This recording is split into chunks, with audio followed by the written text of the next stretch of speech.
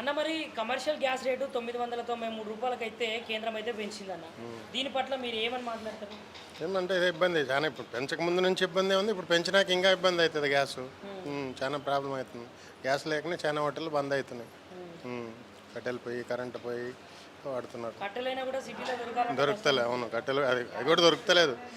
Current పొయ్యిలు, అవి gas, diesel అవి వాడుతున్నారు అన్నీ. మరి ఎందుకన్నా మరి కేంద్రం ఇట్లా చేసింది? అదే కదా అర్థమవుతలేదు. అన్నీ మనకేం ప్రాబ్లం లేదు అంటారు, పెంచుతానే పోతున్నారు రేట్లు గ్యాస్. మరి ఇప్పుడు గ్యాస్ రేట్లు పెరిగినాయని చెప్పేసి మీరు ఏమన్నా భోజనం మీద పెంచిరా? ఏం పెంచలేదు. ఒకవేళ పెంచితే మళ్ళీ బిజినెస్ దెబ్బతింటుందా? ఇంతకుముందు ఎంత ఉండేనన్నా ఏది గ్యాస్ రేట్? గ్యాస్ రేట్ అంటే మన మీరు తీసుకొచ్చుకుంటున్నారు కదా కమర్షియల్. బయట రేట్ ఎక్కువే ఉంది సార్. అది సార్ తెస్తారు, మనకు తెలియదు కదా రేట్లు.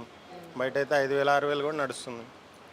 ఇప్పుడు మళ్ళీ 5,000 6,000 మళ్ళీ ఇదో 1000. ఇలా ఇది ఒక వెయ్యి పెంచిండు, మళ్ళీ ఇంకా ఎక్కువ అవుతుంది. ఇంకేం నడిపించాలి హోటల్? మరి దొరుకుతున్నాయా సరే రేటు పెంచినా కూడా దొరుకుతున్నాయా? దొరుకుతున్నాయి అంటే పైసలు ఎవరు 500 ఇస్తా అంటే అటు వెళ్ళిపోతున్నాయి సిలిండర్లు. ఎక్కువ పైసలు ఎవరు ఇస్తే వాళ్ళకి వెళ్ళిపోతున్నాయి.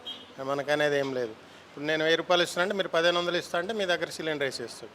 అట్లా ఇబ్బంది అవుతుంది. ఇబ్బంది భయంకరంగా దోసుకు తినేస్తారు. కేంద్ర ప్రభుత్వం ఏమో గ్యాస్ కొరత లేదు అని చెప్తుంది, ఇక్కడేమో దోసుకు తింటుంది. సుమారుగా మీకు ఎంత కాలుతుంది రోజుకు గ్యాస్? రోజు ఒక సిలిండర్ పడుతుంది. ఒక సిలిండర్ అంటే మినిమం తక్కువ 6,000 నుంచి 7,000. నెలకు 7,021. దానికి బొచ్చెడు పైసలు గ్యాస్కి అయిపోతుంది. ఏమైనా లాభం వస్తుందా? ఏం లేదు, ఇంకేం వస్తుంది లాభం? ఏంటంటే నడిపేయాలన్నట్లా నడిపిస్తుంది.